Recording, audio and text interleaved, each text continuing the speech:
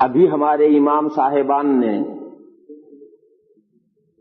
نماز میں ایک آیت کریمہ پڑھی ہے، وہ بڑا لمبا مسئلہ ہے، اس لمبے مسئلے کے بیچ میں انہوں نے آیت کریمہ پڑھی کَإْ لَا يَكُونَ دُولَةً بَيْنَ الْأَغْنِيَاءِ مِنْكُمْ۔ مسئلہ ان آیتوں میں کیا ہے کہ جب پرانے زمانے میں یا آج بھی جنگیں ہوں گی، جنگیں یعنی جہاد، ملک کے لیے جنگیں نہیں بلکہ جہاد اسلامی، جب جہاد اسلامی ہوگا تو جہاد اسلامی میں مسلمان فوج کامیاب ہوگی، اور جو مال غنیمت ملے گا، تو ایک تو ہے مال غنیمت اور ایک ہے مال فے۔ مال غنیمت تو وہ ہے کہ فوج لڑی اور لڑ کر کے دشمن کی فوج میدان سے بھاگ گئی، وہ ہار گئی اور بھاگ گئی، تو فیلڈ میں، میدان میں دشمن کا جتنا سامان ہے وہ سب پکڑ لیا، لے لیا، سیز کر لیا، یہ ہے مال غنیمت۔ یہ جو مال غنیمت ہے یہ تو مسلمان فوجیوں کا حق ہے، اس کے 5 حصے کریں گے، 5واں حصہ حکومت لے لے گی، اور 4 حصے جو ہیں یہ فوجیوں کو تقسیم کر کے دیے جائیں گے۔ لیکن مال غنیمت کتنا ہے؟ صرف میدان کے اندر دشمن فوجیوں کا جو سامان رہ گیا اور وہ بھاگ گئے، بس وہی مال غنیمت ہے۔ اب 2-4 جنگیں ہوئی، بڑی خطرناک جنگیں ہوئی اور مسلمان فوج کامیاب ہو گئی، اور 2-4 جنگوں کے بعد پھر آگے جنگیں نہیں ہوں گی، پھر آگے تو فٹافٹ صلح ہوتی جائے گی اور فتح ہوتی جائے گی، صلح ہوتی جائے گی اور فتح ہوتی جائے گی۔ یہ جو صلح ہوتی جا رہی ہے اور فتح ہوتی جا رہی ہے، اب جو چیزیں مل رہی ہیں یہ مال غنیمت نہیں، یہ مال فے ہے۔ جو جنگ لڑے بغیر صلح سے جو چیزیں مل رہی ہے وہ مال غنیمت نہیں، وہ مال فے ہے۔ اسی طرح جو میدان ہے وار کا، فیلڈ ہے، اس فیلڈ کے علاوہ پورے ملک کی جو زمین ہے وہ زمین مال غنیمت نہیں ہے، اگر وہ صلح سے فتح کی گئی ہے تو وہ ساری زمین مال فے ہے۔ یہ مال فے کس کو ملے گی؟ تو ان آیتوں میں اس مال فے کو بتایا کہ فلاں فلاں کو ملے گی، تو یہاں سے شروع کیا کہ مال فے میں اللہ کا حق ہے، مال فے میں اللہ کے رسول کا حق ہے، مال فے میں اللہ کے رسول کے رشتہ داروں کا حق ہے، مسکینوں کا حق ہے، غریبوں کا حق ہے، مسافروں کا حق ہے، مہاجرین کا حق ہے، انصار کا حق ہے، اور آئندہ جو نسلیں آئیں گی قیامت تک ان کا حق ہے۔ یہ سارا نقشہ تقسیم کرتے کرتے قرآن کریم نے حکمت بتائی کہ یہ سارا مال فے جو ہے یہ فوجیوں کو کیوں نہیں دیا گیا؟ مال غنیمت تو فوجیوں کو دیا گیا، یہ مال فے فوجیوں کو کیوں نہیں دیا گیا؟ کہ اس لیے نہیں دیا گیا کَإْ لَا يَكُونَ دُولَةً بَيْنَ الْأَغْنِيَاءِ مِنْكُمْ۔ یہ مال فیل فوجیوں کو اس لیے نہیں دیا گیا کہ اگر غنیمت بھی ان کو دی جائے گی اور فے بھی ان کو دی جائے گی تو پورے ملک کی قسمت کا مالک چند آدمی بن جائیں گے، پورے ملک کی قسمت کے مالک چند آدمی بن جائیں گے، یہی فوج پورے ملک کی قسمت کا مالک بن جائے گی، سارے ملک کی زمینوں کے مالک بھی، چیزوں کے مالک بھی ہے، تو سارے ملک کی پبلک کیا کرے گی؟ اس لیے ان فوجیوں کو جو مال غنیمت ملے گا وہ جہاں جنگ ہوئی ہے اس میدان جنگ میں سے جتنی چیزیں آئی وہ مال غنیمت ان کو ملے گا، باقی مال فے ان کو فوجیوں کو نہیں ملے گا۔ اللہ نے کہا کہ ان جگہوں پر ہی مال فے تقسیم کرو۔ تو حکمت کیا بیان کی کہ ہم یہ مال فے جو اتنا پھیلاؤ کے ساتھ اس لیے تقسیم کروا رہے ہیں تاکہ مال چند ہاتھوں میں گھومنے والا نہ ہو جائے۔ دیکھو بھائیو، کیپٹلزم کا خلاصہ یہی ہے، کیپٹلزم جب اپنے آخری حدود پر پہنچتا ہے تو پورے ملک کی قسمت کے مالک 5 ہو کر رہ جاتے ہیں، اور سارے ملک کے خزانوں کی چابیاں 5 آدمیوں کے پاس آ جاتی ہیں۔ اسلام یہ نہیں، اس کو گوارا کرنے کے لیے تیار نہیں ہے کہ پورے ملک کی قسمت کے چند آدمی مالک ہو جائیں، اس لیے ایسا نہیں کیا۔ اچھا، پھر ان سب کا حق ہے، اللہ کا حق ہے، اللہ کے رسول کا حق ہے، رسول کے رشتہ داروں کا حق ہے، غریبوں کا حق ہے، مسکینوں کا حق ہے، مسافروں کا حق ہے، انصار کا حق ہے، مہاجرین کا حق ہے، اور قیامت تک آنے والے لوگوں کا حق ہے۔ سب کا حق تو مال غنیمت میں ہے، مگر اس کو تقسیم کیسے کریں گے؟ مال غنیمت میں تو قاعدہ ہے کہ 5واں حکومت لے لے گی اور جو 4 حصے بچیں گے وہ برابر برابر تقسیم کریں گے. گھوڑے سوار کو 2 حصے یا 3 حصے ملیں گے اور پیدل کو 1 حصہ ملے گا. اس کے سب ضابطے ہیں. مال فے کیسے تقسیم کریں گے؟ قرآن نے کہا ما آتاکم الرسول فخذوہ وما نہاکم عنہ فانتہوا. یہ آیت بھی اسی میں ذمہ میں آئی ہے کہ اس کے لیے کوئی قانون نہیں بتایا جا رہا ہے, اس کے لیے اللہ کے رسول کو اختیار دیا جا رہا ہے. وہ جس کو جتنا دے دیں وہ لے لے, اور رسول نہ دے تو مانگے نہ. رسول منع کر دے تمہیں نہیں ملے گا, تمہیں نہیں ملے گا, پیچھے ہو جاؤ. رسول بلا کے دے لو اتنا تم لے جاؤ, لے لو. ما آتاکم الرسول فخذوہ, جو کچھ تم کو رسول دے دیں اس کو لے لو. وما نہاکم عنہ فانتہوا, اور جس چیز کے لینے سے رسول تم کو روک دے اسے روک جاؤ. یعنی کوئی ضابطہ نہیں بتایا, رسول کے اختیار میں دیا گیا ہے. لہذا آج بھی یہ مال فے کی تقسیم کیسے کریں گے؟ امیر المومنین کے اختیار میں ہے, گورنمنٹ کے اختیار میں ہے. وہ جو مصلحت سمجھے گا اس مصلحت سے مال فے تقسیم کرے گا. مال فے ملے گا کیسے؟ یہ سب ہے. اللہ کو ملے گا, اللہ کو ملے گا یعنی دینی کاموں کے اندر بھی اس میں سے خرچ کیا جائے گا. اللہ کو ملے گا یعنی اللہ کے دینی کاموں میں, فی سبیل اللہ, اللہ کے راستے میں بھی اسی میں سے خرچ کیا جائے گا. اللہ کے رسول اب دنیا میں نہیں رہے. اللہ کے رسول کے رشتہ دار ہیں, ان کو ملے گا اس میں سے. غریبوں کو ملے گا, مسکینوں کو ملے گا, مسافروں کو ملے گا. مسلمان ہی نہیں, اسلامی ملک کے اندر رہنے والے ہر سویلائزیشن کے ہر اس کے شہری کو ملے گا, چاہے وہ مسلمان ہو, چاہے عیسائی ہو, یہودی ہو, ہندو ہو. اسلامی ملک کا شہری ہونا چاہیے اور مسکین اور غریب اور مسافر ہونا چاہیے, سب کو ملے گا. اور مہاجرین کو ملے گا, مہاجرین کا دور گزر گیا. انصار کو ملے گا, انصار کا دور بھی گزر گیا. جیسے اللہ کے رسول چلے گئے, مہاجرین اور انصار کا زمانہ بھی ختم ہوا. اور قیامت تک آگے آنے والے جو ہیں مسلمان, ان کو بھی ملے گا. ان کو کیسے ملے گا؟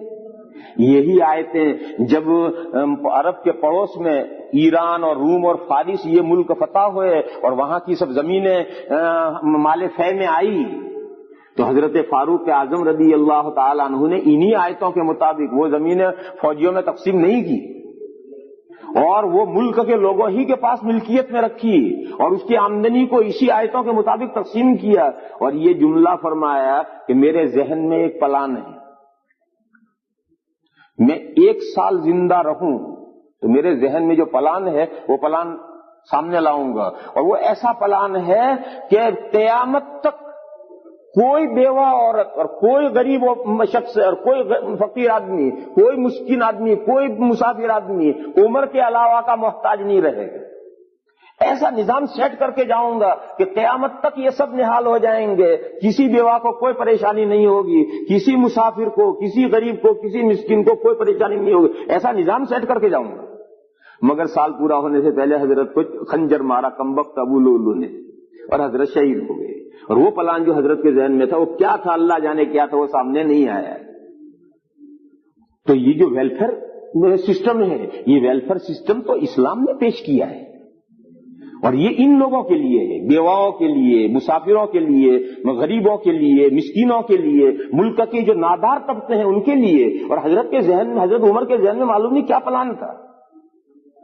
آج وہ سارا نظام اغیار نے اپنا لیا, جو اسلام کا نظام تھا وہ اغیار نے اپنا لیا. اور آج دنیا میں جتنی مسلمان حکومتیں ہیں ان مسلمان حکومتوں میں کوئی پرسان حال نہیں ہے غریبوں کا کہ فٹ پاتھ پر سوئے ہوئے ہیں, ان کے پیٹ میں روٹی پہنچتی بھی یا بھوکے سوئے ہیں, کوئی پوچھنے والا نہیں.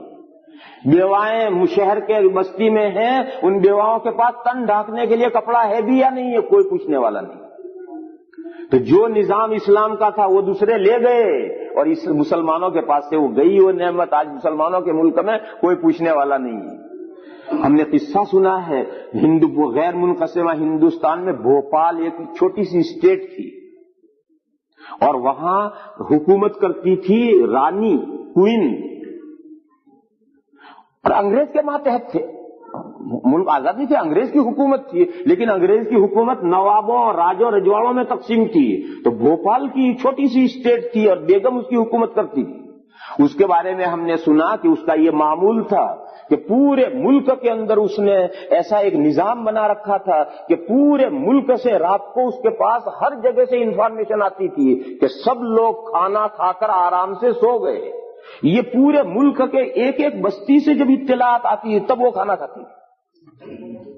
جب تک یہ پورے گاؤں گاؤں سے اس کے پاس اطلاعات نہیں پہنچتی تھی، اسے ٹیلی فون نہیں تھے، مگر اس نے ایسا نظام بنا رکھا تھا کہ جب تک یہ اطلاعات نہیں آتی تھی وہ دسترخوان پر نہیں بیٹھتی تھی، اور جب اپنے سارے ملک سے اطلاعات آ گئی کہ ہر شخص کھانا کھا کر پیٹ بھر کر سو گیا، تب رانی دسترخوان پر کھانا کھانے بیٹھتی تھی۔ اسے ٹیلی فون نہیں تھے، اطلاعات کیسے آتی تھی؟ آتی تھی، اس کا سمجھنا بھی آج مشکل ہے۔ آپ یوں سمجھیں دہلی اور حیدرآباد کے بیچ میں 1 مہینے کا سفر تھا۔ دہلی سے چلو گے تو 1 مہینے میں حیدرآباد پہنچو گے، اور حیدرآباد سے چلو گے تو دہلی 1 مہینے میں پہنچو گے، مگر حیدرآباد سے دہلی ڈاک 8 گھنٹے میں آتی تھی۔ حیدرآباد سے جو ڈاک چلتی تھی وہ 8 گھنٹے میں یہاں جاتی، دلی آ جاتی تھی۔ تب آپ کہیں کیسے آتی تھی؟ آتی تھی مہینے بھر کے میں مسافر مہینے میں بچا، ڈاک 8 گھنٹے میں آتی تھی۔ انہوں نے اس کا نظام بنا رکھا تھا کہ ایک جگہ پر مینارہ بنا ہوا ہے، وہاں سے 5 کلومیٹر پر دوسرا مینارہ ہے، 5 کلو پر دوسرا مینارہ ہے، اور میناروں پر 24 گھنٹے آدمی ڈھول لیے کھڑا ہے، اور ڈھول کے بجانے کے انداز ہیں، اس کی کوڈ ہیں۔ تو یہ ڈاک گورنمنٹ کی ڈاک چلتی تھی، پبلک ڈاک نہیں۔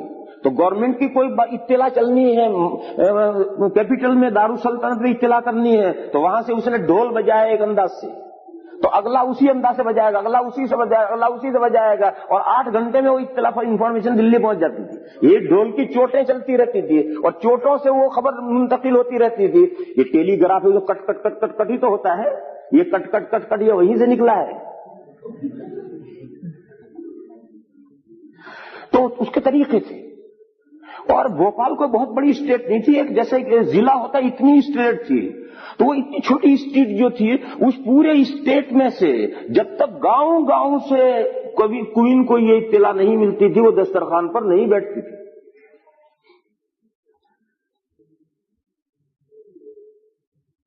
حضرت فاروق اعظم رضی اللہ تعالی عنہ کا قصہ ہے۔ حضرت فاروق اعظم رضی اللہ تعالی عنہ رات میں اپنے مدینہ شریف کا راؤنڈ لیا کرتے، اکیلے شہر میں گھوما کرتے۔ ایک مسافر قافلہ چھوٹا سا کچھ دنوں پہلے آیا تھا اور مدینہ کے باہر ایک خیمہ لگا کر رہنے لگا تھا، اس میں ایک بڑھیا تھی اور کوئی بچہ تھا اس کے ساتھ آ کر رہتے تھے۔ ایسے جو باہر سے آتے تھے وہ حضرت عمر کے پاس خود ہی آتے تھے اور اپنی ضرورتیں پیش کرتے تھے، مگر یہ لوگ نہیں آئے تھے۔ تو کئی دن ہوئے تو حضرت عمر نے رات میں جب گشت کرتے ہوئے وہاں پہنچے تو اس خیمے کا دروازہ کھٹکھٹایا، دیکھا کہ اندر ایک بڑھیا ہے۔ اس سے حضرت نے بات کی، کہاں سے آئے ہو، کیا آئے ہو؟ تو اس نے بتایا کہ ہم فلاں جگہ گئے ہیں اور یہاں آئے ہیں۔ تو حضرت نے اس سے پوچھا کہ جو خلیفہ ہے یہاں کا، مدینہ کا خلیفہ ہے عمر، اس کے بارے میں تمہیں کوئی معلومات ہے؟ وہ کیسا آدمی ہے؟ خود پوچھ رہے اس سے کہ یہاں جو خلیفہ ہے عمر، اس کے بارے میں کچھ معلومات ہے؟ کیسا آدمی ہے؟ تو بڑھیا نے کہا بہت برا آدمی، ہم 1 ہفتے سے یہاں آئے ہیں مگر اس نے ہماری خبر نہیں لی اب تک کہ ہم کس حال میں ہیں، ہمارے پاس کھانا ہے بھی یا نہیں ہے، اس نے ہماری خبر نہیں لی ہے، بہت برا آدمی۔ تو حضرت عمر نے کہا کہ بڑی بھی تم نے کہاں عمر کو بتلایا ہے کہ میں آئی ہوں؟ تم اس کے پاس جاؤ، اسے اطلاع کرو، اور پھر وہ تمہاری خبر نہ لے تو اس کا گناہ ہے۔ تم نے تو اسے اطلاع ہی نہیں کی ہے، اسے بیچارے کو کیا پتا کہ تم یہاں آئی ہوئی ہو؟ تو بڑھیا کہنے لگی پھر عمر کو بادشاہ بننے کا حق ہی کیا ہے؟ عمر کو امیر المومنین بننے کا حق ہی کیا ہے کہ اسے پتا ہی نہیں کہ میں یہاں آئی ہوں؟ بہت رونا آ گیا حضرت عمر کو، اور فوراً تشریف لے گئے اور اس کے لیے جا کے بیت المال سے جو کچھ کھانا پینا تمام سامان آدمیوں کے ساتھ بھیجے، اور جو آدمی لے کر گئے ان سے یہ کہا کہ اس بڑھیا سے ایک پرچہ لکھوائی ہو کہ جو عمر نے 6 دن تک اس کی خبر نہیں لی وہ یہ گناہ معاف کرتی ہے، یہ اسے پرچہ لکھوا لیجیے چنانچہ وہ پرچہ جو لے کر سامان گئے انہوں نے پرچہ لکھوایا ہے، اور بڑھیا نے لکھا کہ عمر نے میری 5 دن جو خبر نہیں لی میں عمر کو معاف کرتی ہوں۔ جب یہ پرچہ آیا تب حضرت عمر کو اطمینان ہوا اور یہ فرمایا کہ میرا انتقال ہو تو یہ پرچہ میرے کفن میں رکھی ہو۔ اگر اللہ مجھ سے پوچھے کہ اس کی خبر کیوں نہیں لی تو میں کہوں گا خدایا میں معاف کرا کر آیا ہوں۔ یہ وہ اسلامی نظام تھا ویلفیئر کا، جو ہماری خود چیز تھی، دوسرے ملتوں نے اور دوسرے مذہب والوں نے اسے اپنا لیا، اور آج پوری دنیا میں جو مسلمان کہلانے والی حکومتیں ہیں وہ حکومتوں کے یہاں کچھ اس کا اسلامی تعلیمات کی بات نہیں رہی، ساری چیزیں ان کے یہاں ختم ہو گئی۔ تو یہ مال فے میں جو تقسیم ہے، آئندہ آنے والے جو لوگ ہیں ان کے لیے بھی اس میں حصہ رکھا گیا ہے، اور اس کے لیے کوئی ضابطہ کچھ نہیں، گورنمنٹ کا اختیار ہے، گورنمنٹ جو جس طرح سے چاہے تقسیم کرے گی۔ حضور کے زمانے میں گورنمنٹ حضور تھی، فرمایا ما آتاکم الرسول فخذوہ وما نہاکم عنہ فانتہوا، اللہ کے رسول جو تمہیں دیں وہ لے لو، اور جس سے روک دو۔ اور یہ حصے کیوں؟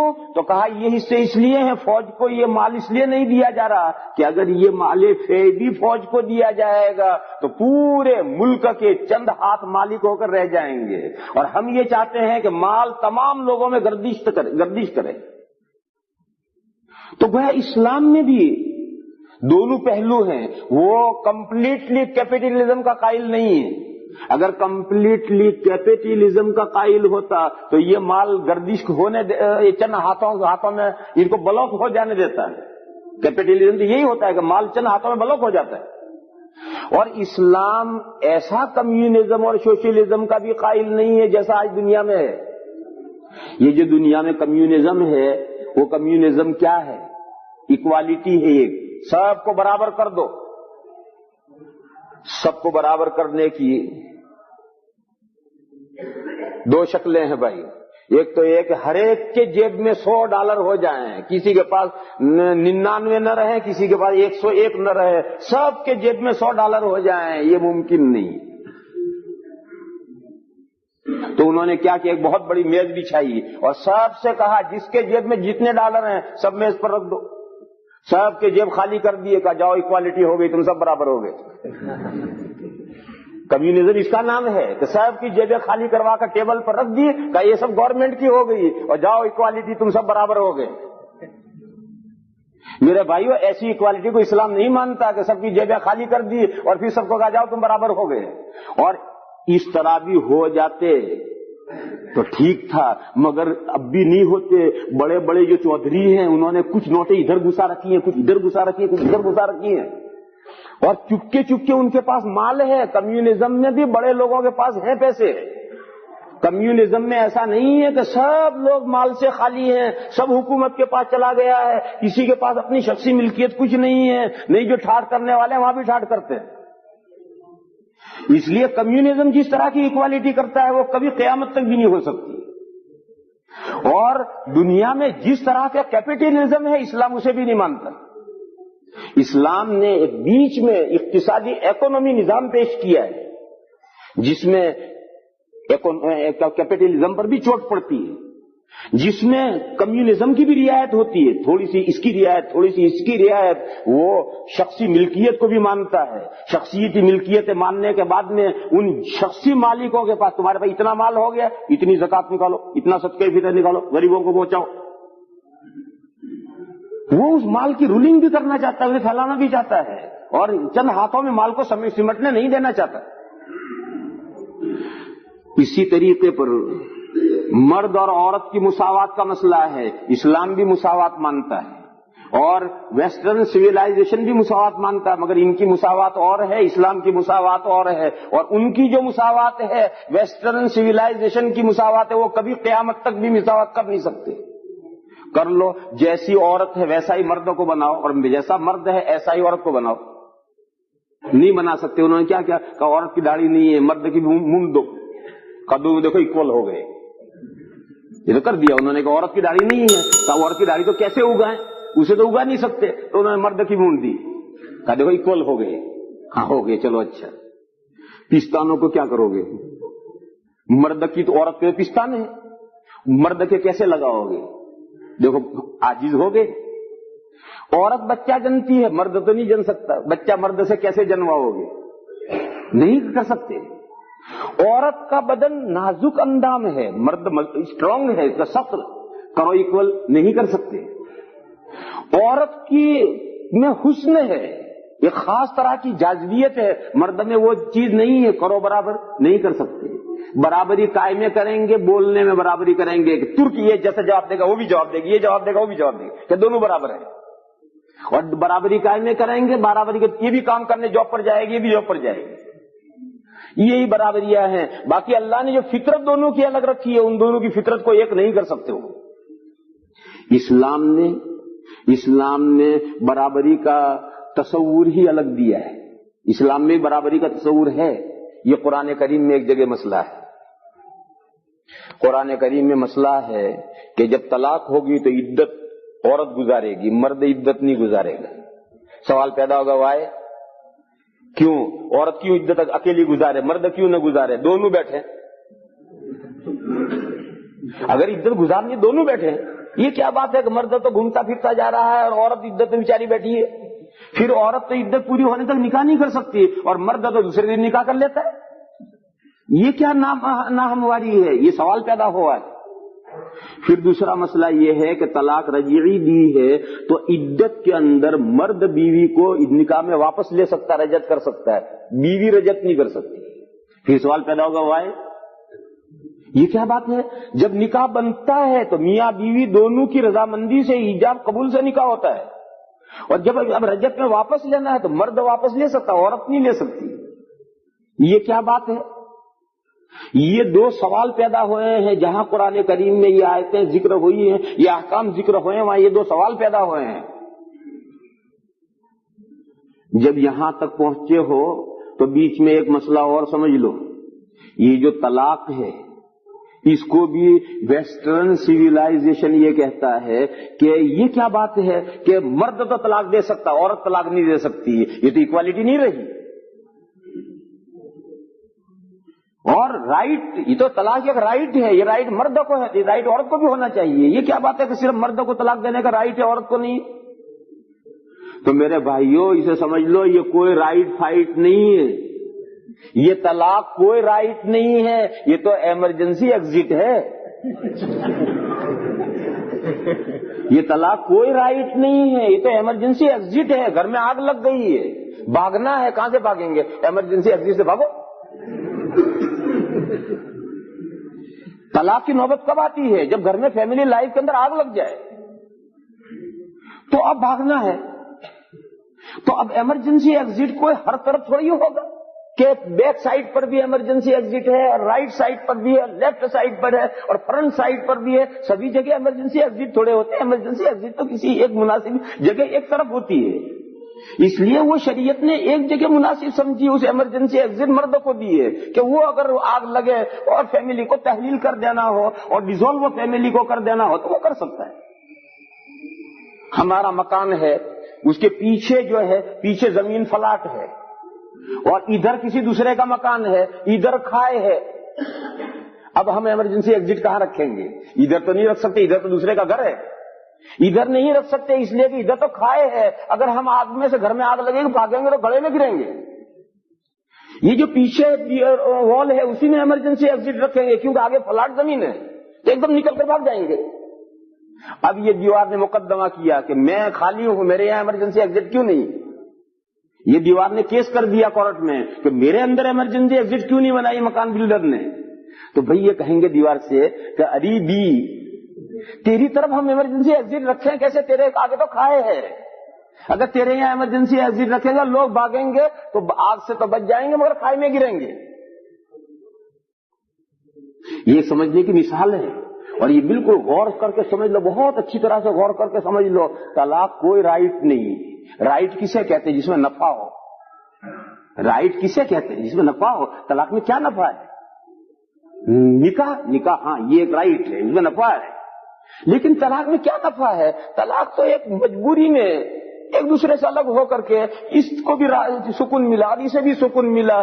گھر میں لڑائی ٹنٹا جھگڑا سارا گھر جہنم کا نمونہ بنا ہوا تھا, تو وہ روز روز کی لڑائی جھگڑا الگ ہو گئے تو یہ تو کوئی نفع نہیں ہے. لہذا طلاق کوئی رائٹ ہے ہی نہیں. تو پہلی بات تو یہ سمجھنے کی ہے کہ طلاق کوئی رائٹ نہیں ہے, وہ تو ایک ایمرجنسی ایگزٹ ہے. اور اس میں شریعت نے یہ سمجھا کہ جب نکاح کو ڈیزولو کرنا ہوگا تو مرد اس کا بہتر فیصلہ کر سکے گا, عورت اس کا بہتر فیصلہ نہیں کر سکتی, کیونکہ اس کے جذباتیت اس میں ہوتی ہے, اس کے مزاج میں تیزی ہوتی ہے, اور بچے چیمے اس کے دماغ کو ویسے ہی خراب کیے رہتے ہیں. اس کا دماغ ویسے ہی الجھا ہوا ٹینشن میں رہتی, پریشان رہتی ہے. اس لیے وہ جذبات میں صحیح فیصلہ نہیں کر سکتی ہے. اس لیے بہتر فیصلہ مرد کر سکتا ہے. اس لیے مرد سے کہا کہ بھئی یہ طلاق دے. اور عورت کا مسئلہ ایسا نہیں ہے کہ عورت طلاق دے ہی نہیں سکتی ہے, ایسا نہیں ہے. عورت کا بھی طلاق دے سکتی ہے, مگر عورت طلاق دینا چاہتی ہے تو اس کا وہ خود نہیں دے سکتی ہے, وہ اپنا مسئلہ قاضی کے پاس لے جائے گی. اسلامی ملک میں جو قاضی ہے اپنا مسئلہ قاضی کے پاس لے جائے گی, اور قاضی طلاق دینا چاہے گا, مناسب عورت کا پوری بات سنے گا, اور سن کر کے قاضی یہ سمجھتا ہے کہ طلاق دینی چاہیے تو وہ شوہر سے کہے گا طلاق دو. تو عورت کا حق قاضی کے حق میں دیا ہے. عورت کا بھی حق ہے مگر وہ خود اس کو استعمال نہیں کر سکتی, اس کو قاضی کے پاس جا کر کے اسے استعمال کرنا ہوگا. تو اب قاضی کی رائے اور عورت کی رائے دو ملیں گے تو غلط فیصلہ نہیں ہوگا. بعض بھائی کہتے ہیں کہ آج کل تو مرد بھی جذباتی ہو گئے ہیں, جب طلاق دیتے ہیں تو گن اٹھا کر کے 3 پھیر ایک دم دھڑا دھڑ 3 پھیر مارتے ہیں. 3 پھیر سے کم کوئی طلاق دیتا ہی نہیں. تو مرد بھی تو جذباتی بیوقوف ہو گئے ہیں. درحال کہ اسلام میں طلاق دینے کا صرف یہ طریقہ ہے کہ ایک پاکی میں, ایسی پاکی جس پاکی میں مرد نے عورت سے صحبت نہیں کی, ایسی پاکی میں صرف ایک طلاق دو بس. پھر آگے دوسری تیسری دو ہی مت. اور اگر تمہیں بہت شوق ہے دوسری تیسری دینے کا تو رکو, یہ جب پاکی ختم ہو کر حیض آئے وہ گزر کر پھر جب پاکی آئے تو اس پاکی میں دوسری دو. پھر وہ پاکی ختم ہو کر پھر حیض آئے, پھر حیض کے بعد پھر پاکی آئے تب تیسری دو. ایک پاکی میں 2 یا 3 طلاق دینے کی اجازت نہیں ہے. گناہ کبیرہ ہے یہ. ایک پاکی میں 2 یا 3 طلاق دینا گناہ کبیرہ ہے. ایک مجلس میں 2 یا 3 طلاق دینا گناہ کبیرہ ہے. ایک جملے میں منہ سے دھڑ دے کے 3 طلاقیں دے دینا یہ گناہ کبیرہ ہے. کہ یہ پرابلم اس لیے پیدا ہوا ہے کہ ہم غیر اسلامی ملک میں رہ رہے ہیں, اور اس غلط طریقے کی کوئی سزا یہاں گورنمنٹ دے نہیں سکتی ہے. اور جو مسلمانوں کے ملک کہلاتے ہیں وہاں بھی مسلمانوں حکومتوں کا کوئی کنٹرول نہیں ہے, وہاں بھی یہ بے اعتدالی چل رہی ہے. ورنہ یہ بے اعتدالی جو شوہر کرے گا 2 یا 3 طلاق ایک ساتھ دے گا, ایک مرتبہ ایسی عبرتناک سزا دی جائے گی اور پورے ملک میں اس کی تشہیر کی جائے گی کہ اس نے 3 طلاقیں دی ہے, یہ اس کو سزا دی جا رہی ہے. سارے ملک کا دماغ درست ہو جائے گا, آگے کوئی یہ غلطی نہیں کرے گا. حضور کے زمانے میں ایک آدمی نے 3 طلاقیں ساتھ دے دی تھی. حضور کے زمانے میں 3 طلاقیں ایک آدمی نے ساتھ دے دی تھی, تو حضور کو اس قدر غصہ آیا تھا کہ حضور مجمع میں کھڑے ہوئے اور تقریر فرمائی, اور یہاں سے تقریر فرمائی کہ ایلعب بکتاب اللہ وانا بین اظہرکم, کیا تم نے اللہ کی کتاب کا کھلواڑ شروع کر دیا؟ ابھی تو میں تمہارے اندر موجود ہوں. حضور نے فرمایا کہ ابھی تو میں مرا نہیں ہوں, ابھی تو میں تمہارے اندر موجود ہوں, ابھی سے تم نے اللہ کی کتاب کا کھلواڑ شروع کر دیا. اتنی سخت تقریر کی تھی, لرز گئے تھے صحابہ اس تقریر کو سن کر. تو ایسی 1-2 کو سزا دے دی جائے گی اس غلط برتاؤ پر, اور پورے ملک میں اس سزا کی تشہیر کر دی جائے گی, تو لوگ مسئلہ بھی جان لیں گے اور آئندہ ایسی حرکت کرنے سے بھی رک جائیں گے. یہ تو جو صورتحال بگڑ گئی ہے وہ اس لیے بگڑ گئی ہے تو بگڑی ہوئی صورت پر کنٹرول کرنے والا کوئی نہیں. تو میں عرض کر رہا تھا کہ یہ جو سوال ہے کہ مرد بھی تو ایسا کرتے ہیں, وہ تو کوئی سرپرست نہیں رہا ہمارا اوپر, اور اوپر سرپرست نہیں رہا اس لیے صورتحال بگڑی ہوئی ہے, اس کو تو چھوڑو. اصل جو ہے وہ یہ ہے کہ مرد چاہے گا سوچ کر غور کر کے استخارہ کر کے اسے طلاق دینی, پہلے استخارہ کرے گا. استخارہ کر کے اگر اس پہ اللہ نے دل مطمئن کیا تو اب ایسی پاکی میں جس میں بیوی سے صحبت نہیں کی ہے اس میں 1 طلاق دے گا, وہی تو گزارے گی, عدت پوری ہوگی, چلے جائے گی. اور عورت طلاق چاہتی ہے تو وہ قاضی کے پاس جائے گی. حضور کے زمانے کا ایک واقعہ سناؤں. میں نے ایک جگہ اور سنایا تھا، ایک صحابیہ ہیں حضرت سہلہ بنت سہیل، وہ اور ان کے شوہر ہیں ثابت ابن قیس ابن شماش، گھر سے فجر کے وقت دونوں ایک ساتھ اٹھ کر ساتھ فجر کی نماز پڑھنے آئے۔ فجر کی نماز پڑھنے کے بعد میں حضرت سہلہ حضور کے دروازے پر جا کر کھڑی ہو گئی۔ جب حضور نماز پڑھ کر اپنے گھر میں جانے لگا تو اندھیرے میں دیکھا کوئی کھڑا ہے۔ حضور نے پوچھا کون ہے؟ تو اس نے کہا یا رسول اللہ میں سہلہ ہوں۔ حضور نے پوچھا کیا بات ہے؟ اس نے کہا لا انا ولا ثابت، میں ثابت کے ساتھ نہیں رہنا چاہتی۔ تو حضور نے پوچھا بھائی دیکھو مسجد میں ثابت ہیں، پوچھا گیا تو وہ بھی موجود تھے، وہ دوڑے ہوئے حضرت حاضر ہوں۔ حضور نے پوچھا تمہاری بیوی کیا کہہ رہی؟ تو اس کی بیوی نے کہا کہ یا رسول اللہ اصل بات یہ ہے کہ کل یہ اپنے دوستوں کی پارٹی میں آ رہے تھے۔ سنو بہت عجیب بات ہے، اس نے کہا کہ کل یہ اپنے دوستوں کی پارٹی میں آ رہے تھے اور میری نظر پڑ گئی تو تمام میں سب سے ٹھینگنے یہی تھے۔ اس وقت سے میرے دل میں ان کی نفرت بیٹھ گئی، اور یہ آپ کے صحابی ہیں۔ دیکھو یہ اصل میں مضمون ہے۔ اس نے کہا یا رسول اللہ یہ آپ کے صحابی ہیں اور میں آپ کے کسی صحابی کی نفرت اپنے دل میں نہیں رکھنا چاہتی، اس لیے یہ نفرت بڑھے اس سے پہلے میں ان سے الگ ہو جانا چاہتی۔ کیا پوائنٹ ہے؟ صحابی کی اب شوہر ہے لیکن شوہر ہونے کا صحابی تو ہے۔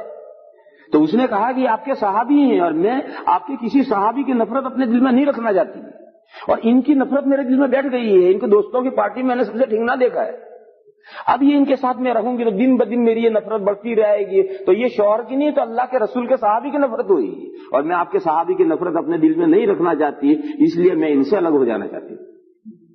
اب حضور بھی کھڑے ہیں، یہ بھی کھڑی ہیں، شوہر بھی کھڑا ہے، عجیب قصہ ہے۔ حضور کچھ سوچ رہے ہیں، شاید حضور کو ایسی بات ارشاد فرماتے کہ ان کا دل غبار صاف ہو جاتا، دل کا میل دور ہو جاتا، نفرت بیٹھ جو دور ہو جاتی، ایسا کچھ ہو جاتا۔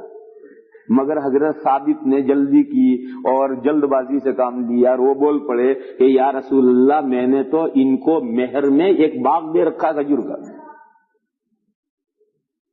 تو اس کا پھٹ سے انہوں نے جواب دیا کہ آپ نے جو مجھے مہر میں باغ دیا ہے وہ باغ ویسا کا ویسا میرے پاس ہے، میں نے اس میں کوئی گھٹایا نہیں ہے، اس میں اور مزید درخت لگائے ہیں، اور وہ سارا باغ میں آپ کو واپس کرتی ہوں۔ حضور نے فرمایا 2 طلاق، وہیں کھڑے کھڑے انہوں نے طلاق دے دیا، قصہ ختم۔ گھر سے ساتھ آئے تھے، گھر الگ الگ گئے۔ تو عورت کو چاہیے طلاق، حضور کے پاس گئی، حضور قاضی تھے، ان سے جا کر کہا کہ مجھے طلاق چاہیے، مجھے اس عورت سے نہیں رہنا، کیوں یہ دشواری پیش آ گئی ہے کہ میں اللہ کے رسول کسی صحابی کا بغض اپنے دل میں رکھوں گی تو میرا ایمان ختم ہو جائے گا، میرا ایمان ہی باقی نہیں رہے گا۔ اور مہر واپس کرنے تو سارا باغ مہر کا واپس کر دیا انہوں نے ایک جملے میں، اور اس کو بڑھایا تھا، بڑا ہوا باغ واپس کر دیا۔ تو مجھے تو اس قصے میں یہ سنانا ہے، اور یہ کتابوں میں مسئلہ لکھا ہے کہ عورت اگر چاہے گی تو یہ قصہ قاضی کے پاس لے جائے، اور قاضی اگر سمجھے گا کہ عورت کو واقعی دشواری ہے، وہی شوہر کے ساتھ نہیں رہ سکتی، تو قاضی شوہر سے طلاق دلوا دے گا، قاضی شوہر کو دینی پڑے گی۔ تو شوہر خود طلاق دے سکتا ہے، عورت قاضی کے پاس جا کر کے وہ طلاق لے سکتی ہے۔ تو اس لیے میں نے کہا کہ سب سے پہلی بات تو غور کرنے کی یہ ہے کہ طلاق کو جو رائٹ کہا جاتا ہے وہ رائٹ ہی نہیں ہے۔ اور دیکھو رائٹ نہیں اسی وجہ سے نکاح میاں بیوی کی رضامندی سے ہوتا ہے، اور طلاق دونوں کی رضامندی سے نہیں ہوتی۔ بہت سی مرتبہ شوہر طلاق دینا چاہتا، عورت نہیں لینا چاہتی، عورت لینا نہیں چاہتی مگر شوہر نے طلاق دے دی، ہو گئی۔ بہت سی مرتبہ عورت نے جا کر قاضی سے طلاق لے لی، شوہر نہیں دینا چاہتا مگر طلاق دینی پڑے گی اور ہو جائے گی۔ طلاق میں دونوں کی رضامندی نہیں ہوگی، نکاح میں دونوں کی رضامندی ہوگی، طلاق میں نہیں ہوگی۔ کیوں؟ اس لیے کہ نکاح ہوتا ہے آپس کی خوشی اور رضامندی کے ماحول میں، باہم رضامندی اور خوشی کے ماحول میں نکاح ہوتا ہے، اور رضامندی اور خوشی کے ماحول میں دونوں فریقوں کا اتفاق ہو سکتا ہے۔ چنانچہ دنیا میں آپ دیکھیے کہ کہیں لاکھوں میں کوئی ایک آدھ واقعہ تو یہ پیش آتا ہے کہ بارات گئی تھی اور لڑائی ہو گئی اور بارات خالد آ گئی، ایسا بھی لاکھوں میں کوئی ایک آدھ واقعہ پیش آتا ہے، لیکن زیادہ تر سب نکاح جو بارات جاتی ہے وہ نکاح کر کے دلہن لے کر آتی ہے، کیونکہ رضامندی اور باہمی محبت کے ماحول میں نکاح ہوتا ہے، اس میں باہم دونوں فریق رضامند ہو سکتے ہیں۔ اور طلاق کبھی باہمی رضامندی کے ماحول میں نہیں ہوتی ہے. وہ کوئی لڈو پکا کر پلیٹ میں رکھ کر میاں بیوی کھاتے رہے اور طلاق دیتے رہے، ایسا نہیں ہوا کرتا. طلاق عام طور پر نا اتفاقی کے ماحول میں ہوتی ہے، ناراضگی کے ماحول میں ہوتی ہے، جھگڑے کے ماحول میں ہوتی ہے. ایسے ماحول میں اگر یہ شرط کر دو کہ طلاق بھی دونوں کے اتفاق سے ہوگی تو انشاءاللہ قیامت تک کوئی طلاق ہو ہی نہیں سکے گی. کوئی قیامت تک طلاق ہو ہی نہیں سکے گی. اور پھر کیا کرنا پڑے گا؟ وہ جو ہندوؤں کے یہاں کرنا پڑتا وہ کرنا پڑے گا کہ جب شوہر مرے گا تو بیوی کو بھی ستی ہونا پڑے گا، شوہر کی چیتا کے اندر جل مرنا پڑے گا. تو اس لیے طلاق میں دونوں کی رضامندی نہیں. بعض مرتبہ شوہر طلاق دے، عورت نہیں چاہتی طلاق مگر شوہر اگر دینا چاہتا دے دے گا. بعض مرتبہ عورت طلاق چاہتی، شوہر نہیں چاہتا مگر عورت چاہتی وہ قاضی کے یہاں جا کر طلاق لے لے گی. دونوں کی رضامندی طلاق میں ضروری نہیں ہے، کیونکہ طلاق نا اتفاقی کے ماحول میں ہوتی ہے، اور نا اتفاقی کے ماحول میں دونوں کی رضامندی شرط کی جائے تو ممکن نہیں. تو غرض یہ بات دوسری طرف چلی گئی. میں تو اصل میں بتا رہا تھا کہ قرآن میں دو مسئلے آئے ہیں. ایک مسئلہ تو آیا کہ عورت عدت گزارے، کیوں عورت عدت گزارے، مرد کیوں نہ گزارے. پھر عدت میں مرد رجعت کر سکتا عورت نہیں کر سکتی، کیوں مرد کیوں کر سکتا عورت کیوں نہیں کر سکتی. ان دونوں سوالوں کا قرآن کریم نے ایک ساتھ جواب دیا ہے. وہاں ایکوالٹی کا مسئلہ بیان کیا ہے. ارشاد ہے الطلاق مرتان فإمساک والمطلقات يتربصن بأنفسهن ثلاثة قروء. طلاق والی عورتیں اپنے آپ کو 3 حیض انتظار میں رکھیں، یہ عدت ہے. ولا يحل لهن ان يكتمن ما خلق الله في ارحامهن ان كن يؤمن بالله واليوم الاخر. اگر مسلمان عورت ہے اللہ اور یوم آخر پر ایمان رکھتی ہے تو اس کے لیے جائز نہیں ہے کہ اس کی کیا حالت ہے، حاملہ ہے، منتھلی آتی ہے، ابھی شروع نہیں ہوئی، بوڑھی ہو گئی، منتھلی بند ہو گئی ہے، کیا صورت ہے، اس کو چھپانا جائز نہیں، اسے ظاہر کرنا پڑے گا تاکہ اس کے اعتبار سے عدت کے سارے مسئلے طے ہوں. وَبُعُولَتُهُنَّ أَحَقُّ بِرَدِّهِنَّ فِي ذَلِكَ إِنْ أَرَادُوا إِصْلَاحًا. اور ان کے شوہر عدت کے زمانے میں عورتوں کو نکاح میں واپس لینا چاہیں تو شوہروں کو اس بات کا زیادہ حقدار ہے.